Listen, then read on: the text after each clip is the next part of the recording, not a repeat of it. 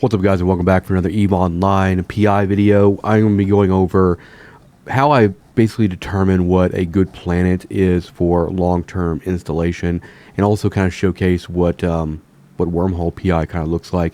We're currently sitting here in a C6 red star, or red giant rather. So I'm going to kind of go through my process of deciding what makes a planet decent for a long term, and kind of like the strategy I use for like moving around the planet to like chase resources, which is something I don't think I've covered in any previous PI videos. So we're out here. I'm in a blockade runner, and instead of I carry an interdiction nullifier with me, but also I just have the I usually don't go into wormhole space without a scanner equipped, just so I can kind of move around and everything. So not unlike Poshvin PI, the density in Wormhole is really, really good. I do notice a lot in Wormhole space that you have a lot more resources above the 60% mark on density. So whenever I'm looking at planets, before I even go into the planet, I'm looking at stuff like this one has 106% of this and 102 of heavy metals, and it's got pretty decent for everything else. I'm looking for like at least 2 of these resources to be pretty much capped out for the most part. And it also kind of depends on what I'm really actually kind of going for and what I'm really interested in doing. The next thing I want to do is, before you even get excited about putting something on a really decent planet, you want to right click here and you want to make sure that the customs office thing actually shows up, because on some planets, let's see, this temperate, right, it doesn't have a customs office. You could drop one yourself, which is definitely an option, but the first step is to make sure that it actually has a customs office. And then if you go to access that customs office, you'll be able to come up here and see what the tax rate is. So that one's 3%. And then on this one right here, we can go up and it's also 3%. And you can even go in there to show info on that customs office and see who owns it and everything like that. So let's go and kind of look through this one. The timber is actually really, really nice, and the reason that it is so nice is because it doesn't have a customs office on it, which means that there's probably not a lot of activity going on. If you do find a good wormhole that is somewhat unoccupied, then the density is going to be even better. I don't recommend even C6s are going to be really, really populated. C3s could be a good option, but for the purpose of this video, we're just going to kind of like look at this C6 and kind of go through it. I think, let's see. See, like this one's really, really good because it doesn't have a customs office, and then this one as well.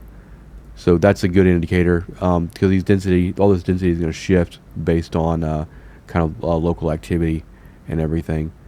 But let's try to find one that has like a resource that's pretty high, and we can put something on just to kind of look at the cycle raw and everything like that. This lava is pretty decent, about 80% on heavy metals, and 81 on this biofuels. So let's go ahead and I'm just going to go look at this one right here. And then there's also another step that I go into here when determining where to place. You could put the command center anywhere. It does not have to be connected to your actual situation. So let's go ahead. We're going to go carbon compounds. I have all of the PI skills trained up, so I have the maximum resolution for this stuff. But what I do is I take these sliders right here and I drag them all the way together. My rule of thumb for PI is the further right I can slide this slider like this, the better the density is going to be. Is like the farther I can slide it and still see white, the better it's going to be. So what I do is I kind of go to where the white's about to disappear, and then I do kind of a spin around the planet. You can see there's no other white really popping up. So that means that this area right here is going to be the best and the most dense. And what's nice too is it has 2 pockets right here. So you can essentially kind of put one kind of right here in the middle. And so I usually just mark like that spot with the command center, and then we can go ahead and get it upgraded here to level 5. And then just like every other type, I usually set all these extractor planets up the same way. I'm also going to cover a different way in this video how to do extraction. So in just in case you haven't watched any of my other videos over PI, I'm going to go over like kind of the normal kind of, I guess you could say, meta way that I do it. So it'd be, well, definitely not a storage unit.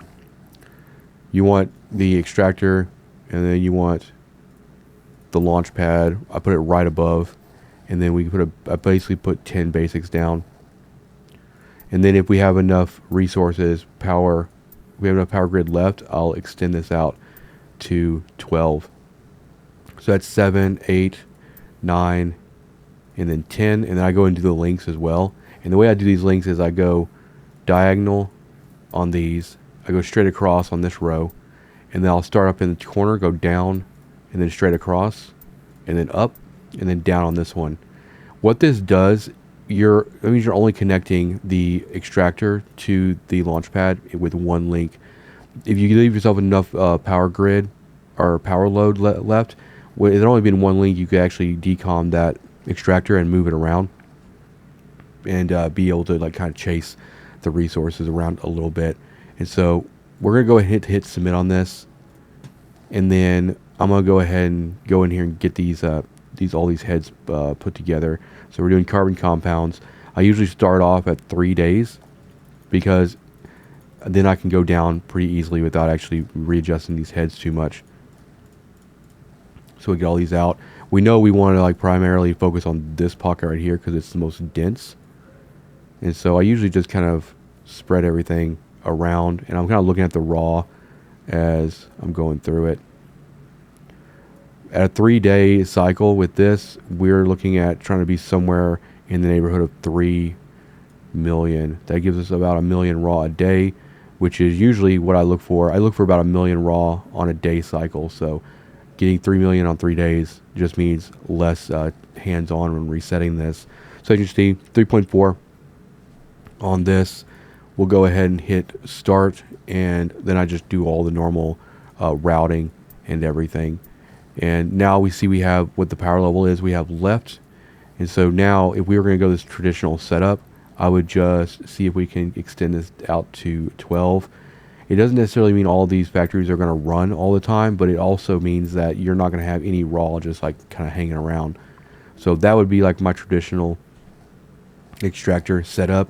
But there's one other thing I want to show that I've used on certain situations as well, which involves just farming the raw. Now, if you're only farming raw and you're exporting the raw itself, then it's going to fill up pretty quick, especially on a really high density planet like this. But what it also requires is you to have a dedicated process planet for the P1. But by setting up what I'm about to show you, setting up this way, you can generate a lot of raw, like pretty much 3 planets worth of raw on just a single planet. And what this is what I'm going to do is I'm going to do 2 extractors essentially. So we'll get another extractor in here, and we'll link it also to the launch pad. And we're going to set this up the same way that we did the first one.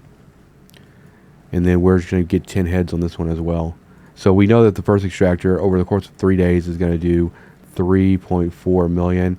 This one probably won't do as much because these extractor heads are pretty big. So a lot of these are going to be covering kind of the fringes of all of the hot spots here. But we're going to evenly place them, and we'll try to get as much even coverage as we can here. Probably put this one down here. So this extractor is showing 2.9. So if we combine this over the course of 3 days, we're going to get in somewhere in the neighborhood of, we're going to get like 6 and some change, which is pretty decent. And then we'll go ahead and start that. And then you could just route this as well to the launch pad. Another thing I'll do here too, because we do have some power level left over, is I will actually place, depending on the radius of the planet, I'll place 1 to 2 basic factories. And the reason I do this is, one, not to leave any power grid unused, but this will also allow us to kind of use up some of that raw, kind of take the top off of that raw a little bit, and do a little bit of manufacturing. That way, over the course of 3 days, we're coming in to pick up some raw and some P1, which helps. That also means that if you're building like a 25 factory planet to process all this into biofuel, you're actually getting 25 and then 26, 27 factories when you account for these. So then you can come in here And I don't. It doesn't matter which one of these. You can just link one stack to both. It doesn't matter. And then there you go. This will actually output a crap ton of raw, and it'll allow you to feed a 25 factory P1 planet 24 hours a day. And then also the other benefit of this as well. I mean, it's a lot. It's really tedious because you have to come in and kind of keep emptying it and kind of moving it around. But what you do is you just kind of sit in a citadel and view outside. They'll allow you to access the launch pad, and as the raw fills up on the launch pad side here, then you can just drag it over here and then only go pick up when the 35,000 cubic meters filled up.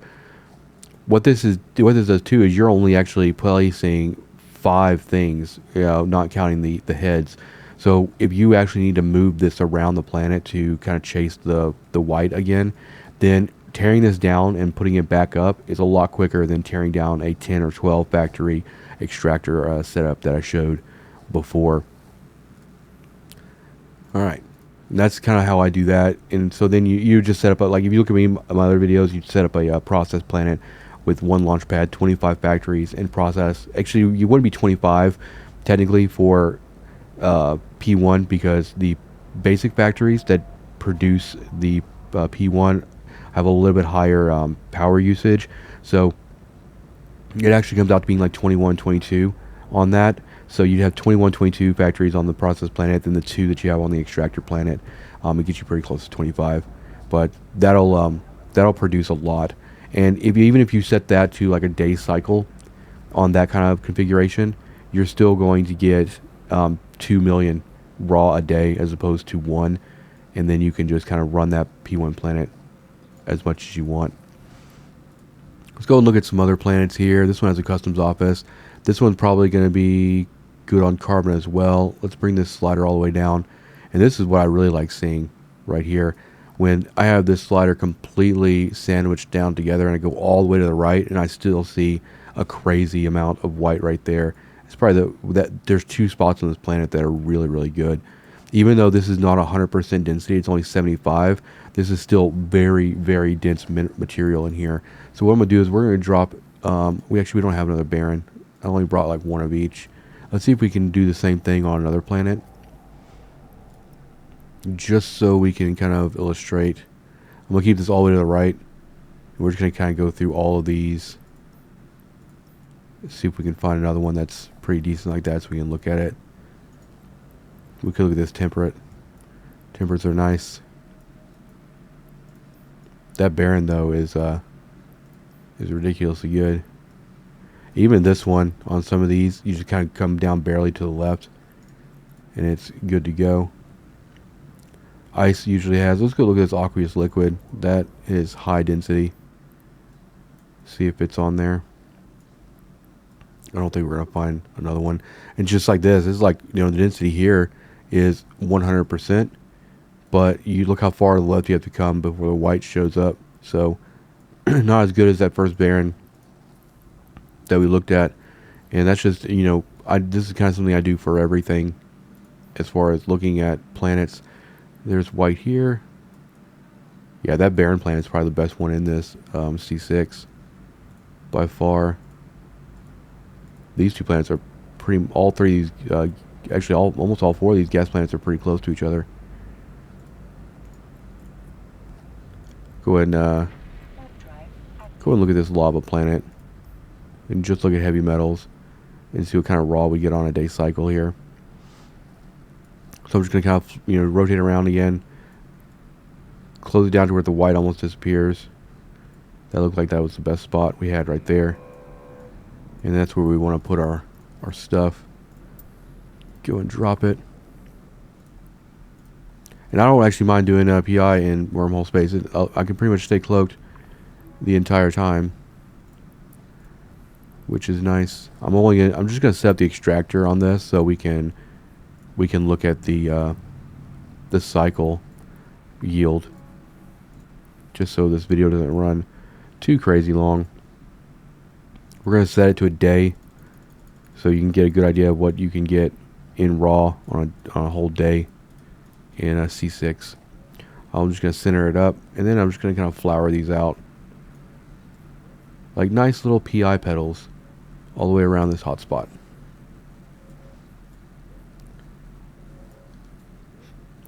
I've pretty much moved completely to doing 3-day cycles, and only shooting for like 3 mil on 3-day cycles. That's been kind of like the standard I've kind of shifted to. So you see here 1.5 million, which is pretty decent. And also, if you're trying to judge where these other ones on the fringes would go, you can go back to your scan and you can open it up a little bit more. I usually bring it out to where like the center of that little node is on the edge, and then now you can really clearly see that this one would be better suited over here because it's more inside the white. And then you can kind of, that's a good way to actually judge like a perfect placement for those extractor heads. And then, you know, if the density is not this great, then you can kind of keep going out. And then if you go back down and center that node here, you can see that there's no other spot to really kind of put it either. Just a little bit of a tip there. But hopefully you guys enjoyed this video. If you have any more suggestions about what you want to see kind of done with PI, or if I can explain anything else in greater detail, let me know. I'm always looking at different ways to do different videos for PI and all that. But thank you for watching. Hit the like button, hit the subscribe button. I'll see you guys in the next one. Peace out.